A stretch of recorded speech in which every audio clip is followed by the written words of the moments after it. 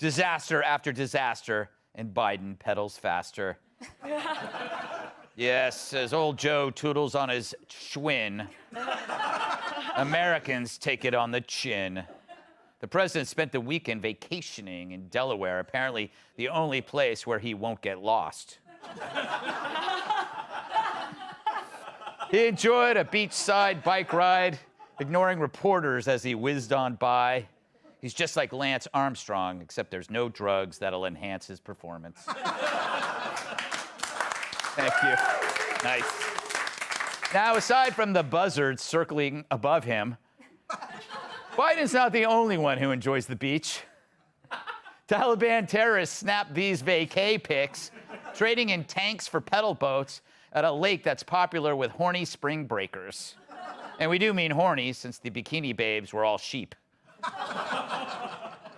They remembered to pack sunscreen, Speedos, and assault rifles, which, you know, was the original name for Life, Liberty, and Levine.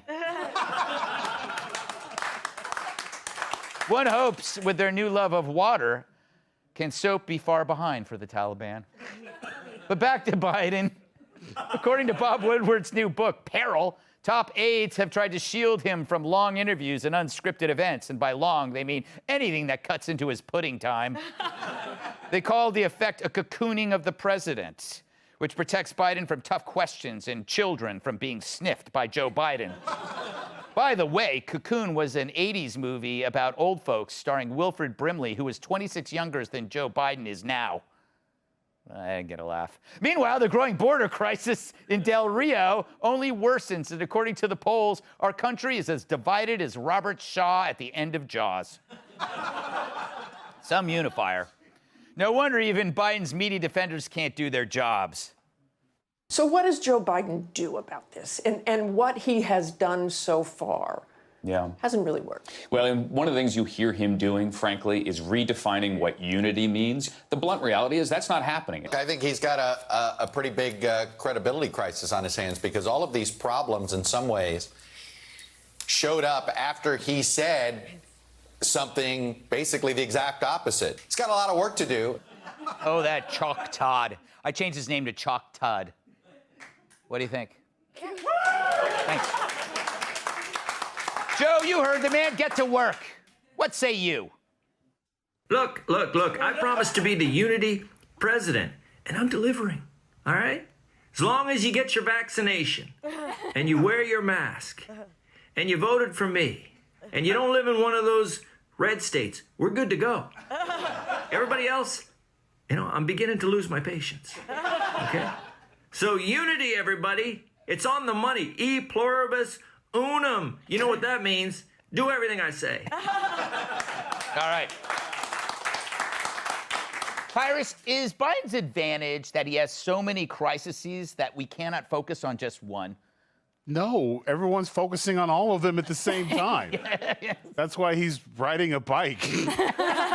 It looked like a late night TV, like Murder, She Wrote. Like he's showing himself riding bikes and typing on a typewriter and gardening and doing all the things around the house, except the entire world's exploding around him.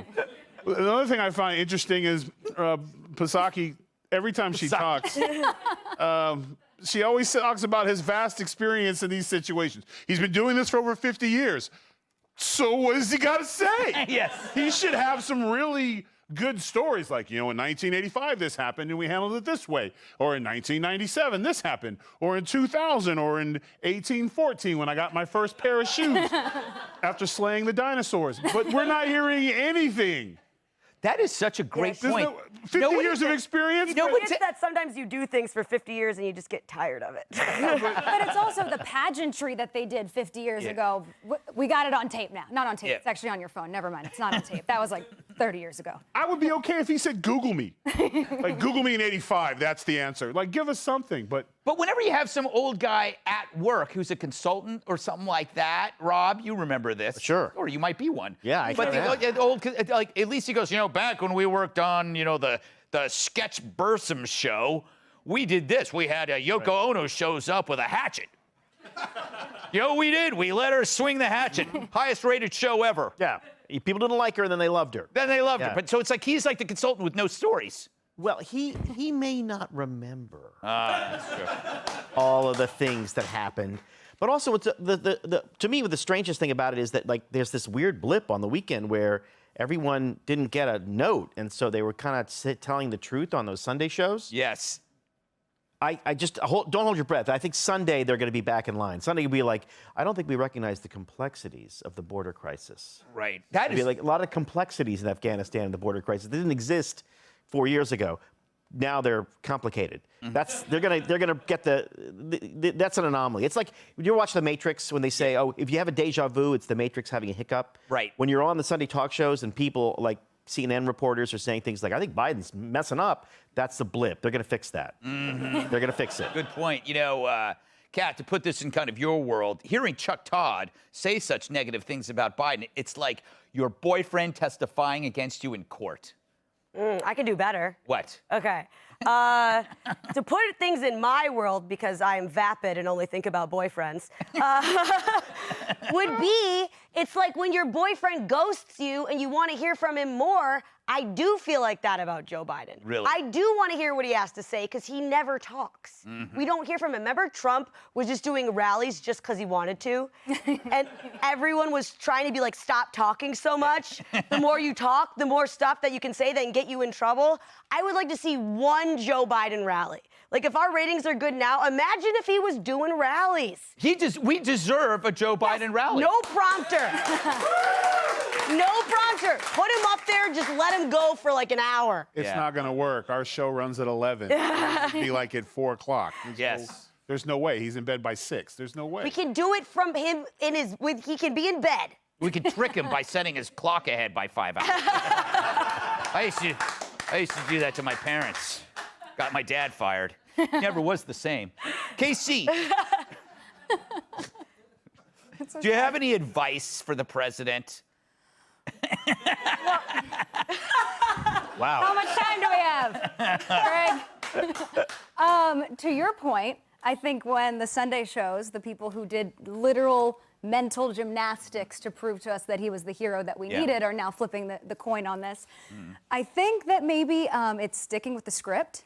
And maybe less ice cream and sniffing and bike rides and those virtue singles. We're good. We're good, right? Have a great weekend.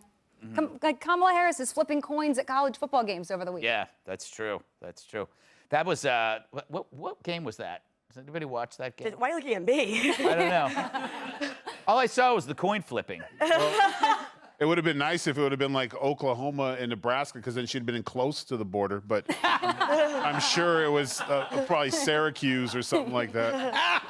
All right. Yeah, there you go, yeah. Hey, Sean Hannity here. Hey, click here to subscribe to Fox News YouTube page and catch our hottest interviews and most compelling analysis. You will not get it anywhere else.